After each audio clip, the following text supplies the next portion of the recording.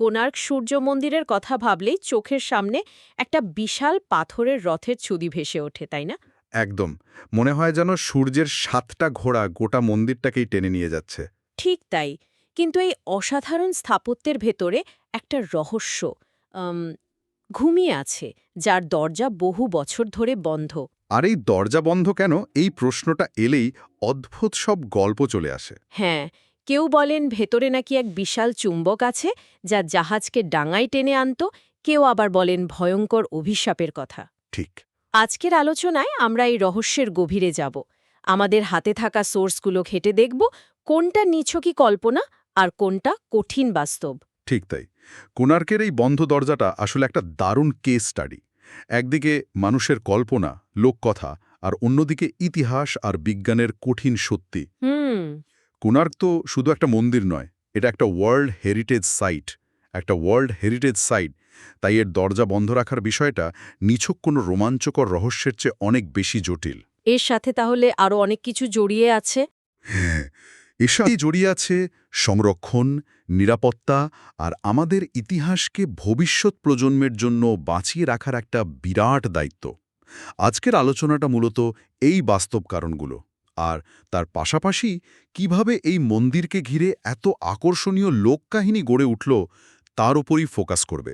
এই দুটো দিক, সংরক্ষণ আর লোককথা, দুটোই খুব আকর্ষণীয়। চলুন আমরা প্রথমে বাস্তব কারণটা দিয়েই শুরু করি, কারণ অনেক সময় সত্যিটা কল্পনার চেয়েও বেশি অবাক করার মতো হয়। অবশ্যই। তাহলে সবচেয়ে বড় এবং গৃহীত কারণটা কি? কেন দরজাগুলো সিল করে দেওয়া হলো? এর উত্তরটা একটা দীর্ঘ ইতিহাসের মধ্যে লুকিয়ে আছে। সহজ কথায় বললে, মন্দিরটা আজ আর তার সম্পূর্ণ অবস্থায় নেই। মানে? কয়েকশো বছর ধরে প্রাকৃতিক দুর্যোগ আর অযত্নের ফলে এর গঠন দুর্বল হতে শুরু করে। আমরা এখন মন্দিরের যে বিশাল পিরামিডের মতো অংশটা দেখি, সেটা হলো জগমোহন বা অ্যাসেম্বলি হল। আচ্ছা, যেখানে দর্শনার্থীরা সমবেত হতেন। একদম। এর পেছনেই ছিল মূল গর্ভগৃহ বা রেখ দেউল, মানে মন্দিরের হার্ট, যেখানে প্রধান সূর্য মূর্তিটা রাখা থাকত। সেই মূল চূড়াটা? হ্যাঁ, সেই মূল চূড়াটা বহু আগেই, সম্ভবত ষোড়শ বা সপ্তদশ শতকেই ভেঙে পড়েছিল। তার মানে মূল মন্দিরের একটা বড় অংশই আর নেই। তাহলে এখন যে জগমোহনটা দাঁড়িয়ে আছে, সেটা দরজা কেন বন্ধ করতে হলো? ঠিক এখানেই আসল কারণটা লুকিয়ে আছে। মূল চূড়াটা ভেঙে পড়ার পর জগমোহনের অবস্থাও মানে শোচনীয় হয়ে পড়ে। এর ছাদটা অসম্ভব ভারী আর ভেতরের কাঠামো ক্রমশ দুর্বল হয়ে যাচ্ছিল। ও। ব্রিটিশ আমলে যখন আর্কিওলজিক্যাল সার্ভে অফ ইন্ডিয়া বা ASI এর দায়িত্ব নেয়, তারা দেখে যে জগমোহনটাও যে কোনো মুহূর্তে ভেঙে পড়তে পারে। আচ্ছা। আর তখনই ১৯০৩ সালে তৎকালীন গভর্নর জেনারেল লর্ড কার্জনের নির্দেশে একটা বিশাল কনজারভেশন প্রজেক্ট শুরু হয়। ১৯০৩ সাল, মানে ১০০ বছরেরও বেশি সময় আগের কথা। কি করা হয়েছিল সেই প্রজেক্টে? ব্রিটিশ ইঞ্জিনিয়াররা একটা যুগান্তকারী কিন্তু বেশ বিতর্কিত একটা সিদ্ধান্ত নেন। কি রকম? তারা জগমোহনের চারদিকের দরজাগুলো ইট আর পাথর দিয়ে গেঁথে পুরোপুরি বন্ধ করে দেন। পুরোপুরি? হ্যাঁ, পুরোপুরি। তারপর ছাদের ওপরের একটা গর্ত দিয়ে মন্দিরের ভেতরটা একদম বালি দিয়ে ভরাট করে দেন। প্রায় ১৭০০ টন বালি ব্যবহার করা হয়েছিল। বলেন কি, ১৭০০ টন বালি? হ্যাঁ, এটা অনেকটা একটা ভাঙা কাপকে ভেঙে পড়ার হাত থেকে বাঁচাতে তার ভেতরে বালি ভরে শক্ত করে দেওয়ার মতো। বাহ! ভেতরের দুর্বল দেওয়ালগুলো যাতে বাইরের দিকে হেলে না পড়ে, তার জন্য এই বালির চাপটা একটা সাপোর্ট হিসেবে কাজ করছে আর কি। অবিশ্বাস্য। তার মানে আমরা বাইরে থেকে যে বিশাল পাথরের স্থাপত্যটা দেখি, সেটা ভেতর থেকে আসলে একটা বালির দুর্গ? ঠিক তাই। পুরো কাঠামোটা টিকে আছে ভেতরের ওই বালির সাপোর্টের ওপর। এটা তো নিজেই একটা আশ্চর্যের ব্যাপার। একদম। তাই দরজা খোলার প্রশ্নই ওঠে না। ভেতর থেকে বালি বের করার চেষ্টা করলে পুরো জগমোহনটাই তাসের ঘরের মতো ভেঙে পড়তে পারে। ও আচ্ছা। এর ভেতরের কাঠামো এতটাই ভঙ্গুর, তাই এটা কোনো রহস্য নয়। এটা আমাদের ঐতিহ্যকে বাঁচিয়ে রাখার একটা মরিয়া প্রচেষ্টা, একটা অত্যন্ত জরুরি সুরক্ষামূলক পদক্ষেপ। বিষয়টা এখন অনেক পরিষ্কার হলো। এই বাস্তব কারণটা জানার পর লোককথাগুলো শুনতে আরও বেশি আকর্ষণীয় লাগবে। হ্যাঁ, কারণ মানুষ যখন কোনো কিছুর আসল কারণ জানে না, তখনই তো কল্পনার জন্ম হয়। আর কোণার্ককে ঘিরে সবচেয়ে জনপ্রিয় গল্পটা হলো ওই বিশাল চুম্বকের গল্প। ব্যাপারটা ঠিক কী ছিল? হ্যাঁ, এই চৌম্বক পাথরের গল্পটা খুবই জনপ্রিয়। বলা হয় মন্দিরের মূল চূড়ার উপরে নাকি 52 টনের একটা বিশাল চুম্বক বসানো ছিল। 52 টন? হ্যাঁ, এর শক্তি এতটাই বেশি ছিল যে সমুদ্র দিয়ে যাওয়া জাহাজগুলোর কম্পাস কাজ করত না, দিক ভুল করে জাহাজগুলো তীরের দিকে চলে আসত। আর মূর্তির ব্যাপারটা?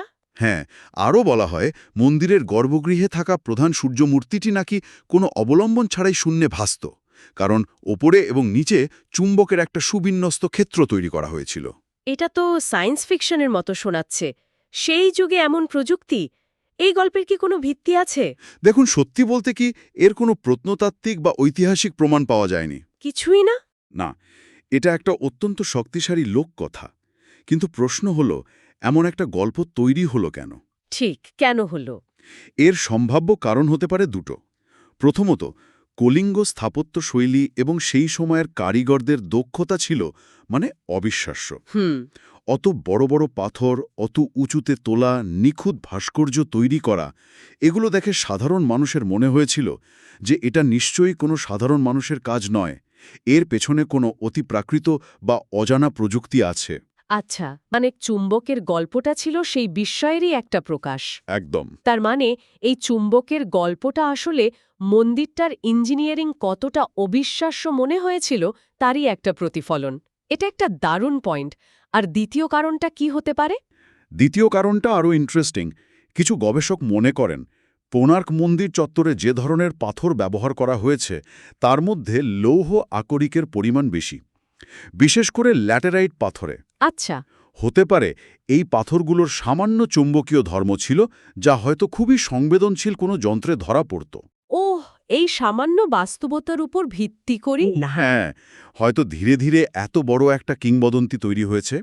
কিন্তু জাহাজের কম্পাস বিগড়ে দেওয়ার মতো শক্তিশালী চুম্বক থাকার ধারণাটা একেবারেই অবাস্তব। বাহ, তার মানে সামান্য বাস্তবতার বীজ থেকে একটা বিশাল মহিরুহের মতো গল্পের জন্ম। আমি যখন কোণার্ক গিয়েছিলাম, আমাদের গাইড এই চুম্বকের গল্পটাই এমনভাবে বলেছিলেন যেন এটাই আসল সত্যি। এই লোককথাগুলো এখনও দারুণভাবে টিকে আছে। কিন্তু চুম্বকের গল্পের পাশাপাশি অভিশাপের একটা কথাও তো শোনা যায়। সেই ব্যাপারটা কি? হ্যাঁ, অভিশাপ বা অমঙ্গলের গল্পগুলো খুব প্রচলিত। একটা গল্প আছে যে মন্দিরের প্রধান স্থপতি বিশু মহারানার ছেলে ধর্মপদ নাকি মন্দিরের চূড়া স্থাপন করার পর সমুদ্রে ঝাঁপ দিয়ে আত্মহত্যা করে, কেন? যাতে তার কৃতিত্ব কেউ কেড়ে নিতে না পারে। তার সেই অতৃপ্ত আত্মার অভিশাপেই নাকি মন্দিরটা ধীরে ধীরে ধ্বংস হয়ে যায়। আর অন্য গল্পগুলো? আরেকটা গল্প অনুযায়ী মন্দিরের ভেতরে প্রবেশ করলে অমঙ্গল হতে পারে। এটা কিন্তু পৃথিবীর অনেক প্রাচীন স্থাপত্যের ক্ষেত্রেই দেখা যায়, তাই না? যেমন মিশরের পিরামিডে ফারাওয়ের অভিশাপের গল্প। ঠিক ধরেছেন। মনে হয় মানুষের পক্ষে যখন কোনো বিশাল স্থাপত্যের ক্ষয় বা ধ্বংস মেনে নেওয়া কঠিন হয়, তখনই তারা এমন অতিপ্রাকৃত ব্যাখ্যা তৈরি করে নেয়। একদম। এটা মানুষের মনস্তত্ত্বের একটা অংশ। যখন কোনো বিশাল সুন্দর জিনিস চোখের সামনে নষ্ট হতে দেখা যায়, যার পেছনের আসল কারণটা যেমন নরম পাথর, নোনা হাওয়া বা ভূমিকম্প, খুব সাধারণ মনে হয়। তখন মানুষ তাকে একটা অতি প্রাকৃত মোড়ক দিতে চায়। ঠিক, অভিশাপের গল্পটা সেই শূন্যস্থান পূরণ করে। এটা অজানা বিষয়কে ব্যাখ্যা করার একটা সহজ উপায়। এএসআই বা কোনো সিরিয়াস ইতিহাসবিদ এই কারণগুলোকে কখনোই গুরুত্ব দেন না। তাহলে সব মিলিয়ে বিষয়টা বেশ পরিষ্কার। একদিকে রয়েছে কাঠামোগত দুর্বলতা আর তাকে রক্ষা করার জন্য নেওয়া বৈজ্ঞানিক পদক্ষেপ, আর তাকে রক্ষা করার জন্য বানানো সব গল্প। আর অন্যদিকে সেই বাস্তবতাকে ব্যাখ্যা করার জন্য মানুষের তৈরি করা অসাধারণ সব গল্প। যদি সংক্ষেপে পুরো বিষয়টা আরেকবার গুছিয়ে নেওয়া যায়, তাহলে কোণার্কের দরজা বন্ধ থাকার পেছনে মূল কারণগুলো কি দাঁড়ালো? সংক্ষেপে বললে 4টি প্রধান কারণ আছে। প্রথমত, মন্দিরের মূল গর্ভগৃহ বহু আগেই ধ্বংস হয়ে গেছে, আর বর্তমানে যা টিকে আছে অর্থাৎ জগমোহন, তার ভেতরের কাঠামো অত্যন্ত দুর্বল ও ভঙ্গুর। খুবই ভঙ্গুর। দ্বিতীয়ত, 1903 সালে ব্রিটিশরা পুরো ভেতরটা বালি দিয়ে ভরাট করে দিয়েছে, যা এখন কাঠামোটাকে ধরে রেখেছে। আর এই বালি সরানোটা অসম্ভব ঝুঁকিপূর্ণ। একদম। আর তৃতীয় কারণ? তৃতীয় আর চতুর্থ কারণটা কি? তৃতীয়ত, ভেতরটা যেহেতু বালি আর সম্ভাব্য ধ্বংসস্তূপে ভরা, তাই এটি একেবারেই নিরাপদ নয়। আর চতুর্থ এবং সবচেয়ে গুরুত্বপূর্ণ হল ভারতের প্রত্নতাত্ত্বিক বিভাগ বা এএসআই সুরক্ষার স্বার্থে এটি খোলার ওপর কঠোর নিষেধাজ্ঞা জারি রেখেছে। আচ্ছা, সুতরাং মূল কথাটা হলো এটা কৌতূহল এবং সংরক্ষণের মধ্যে একটা ভারসাম্য রক্ষার চেষ্টা। আর আমাদের সবারই একটা বিশ্ব ঐতিহ্যকে ভবিষ্যৎ প্রজন্মের জন্য টিকিয়ে রাখার দায়িত্ব রয়েছে। ঠিক। এই সুরক্ষার প্রশ্নটা সত্যিই খুব গুরুত্বপূর্ণ। কিন্তু আপনার কি মনে হয় ভবিষ্যতে এমন কোনো প্রযুক্তি আসতে পারে যা দিয়ে আমরা ঝুঁকি ছাড়াই ভেতরের রহস্য জানতে পারব? এটা একটা দারুণ প্রশ্ন।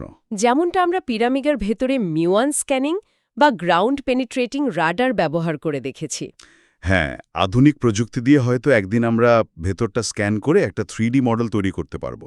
আমরা হয়তো জানতে পারবো ভেতরে কোনো মূর্তি বা ভাস্কর্য এখনো অক্ষত আছে কিনা। বা দেয়ালের অবস্থা ঠিক কীরকম। হ্যাঁ, কিন্তু দরজা খুলে ভেতরে প্রবেশ করাটা আমার মনে হয় না আর কখনোই সম্ভব হবে। তাই কারণ তাতে যে ঝুঁকিটা নেওয়া হবে তা আমাদের এই অমূল্য স্থাপত্যের অস্তিত্বকে বিপন্ন করে তুলতে পারে। তার মানে ভেতরের রহস্যটা হয়তো চিরদিনের জন্যই রহস্য থেকে যাবে, কিন্তু বাইরের যে বিস্ময়কর স্থাপত্য, পাথরের গায়ের সেই অপূর্ব কারুকার্য, সেটা আমরা রক্ষা করতে পারব। এটাই হয়তো সবচেয়ে বড় প্রাপ্তি। ঠিক। ঠিক তাই। দরজা খোলার মধ্যে দিয়ে যদি সেই ঐতিহ্যই বিপন্ন হয় তাহলে সেই কৌতূহল মেটানোর কোনো অর্থ থাকে না। সেই জায়গায় দাঁড়িয়ে রহস্যের চেয়েও অনেক বড় হয়ে উঠেছে সুরক্ষার প্রশ্নটি। আমরা হয়তো জানতে পারবো না ভেতরে ঠিক কি আছে, কিন্তু তার বদলে আমরা নিশ্চিত করতে পারবো যে আগামী প্রজন্ম এই অসাধারণ স্থাপত্যটি দেখতে পাবে। আজকের আলোচনা থেকে এটা একেবারে স্পষ্ট যে কোণার্ক সূর্য মন্দিরের বন্ধ দরজার পেছনের আসল কারণটি কোনো লোককথার রহস্যের চেয়েও অনেক বেশি বাস্তব এবং গুরুত্বপূর্ণ। এটি আমাদের ঐতিহ্য রক্ষার এক নীরব কিন্তু দৃঢ় প্রচেষ্টা। এবং এই আলোচনা একটা বড় প্রশ্নও তুলে ধরে, যা শুধু কোণার্কের জন্য নয়, পৃথিবীর সমস্ত প্রাচীন স্থাপত্যের ক্ষেত্রেই প্রযোজ্য। কি প্রশ্ন? সংরক্ষণের ক্ষেত্রে আমাদের ঠিক কতটা গভীরে যাওয়া উচিত? অজানা কোনো রহস্য উন্মোচনের জন্য কি আমরা সেই স্থাপত্যের অস্তিত্বকেই ঝুঁকির মুখে ফেলতে পারি? এটা একটা খুবই জরুরি প্রশ্ন। এই যে অন্বেষণ আর সংরক্ষণের লড়াই, এরা শুধু কোণার্কের সমস্যা নয়। ঠিক।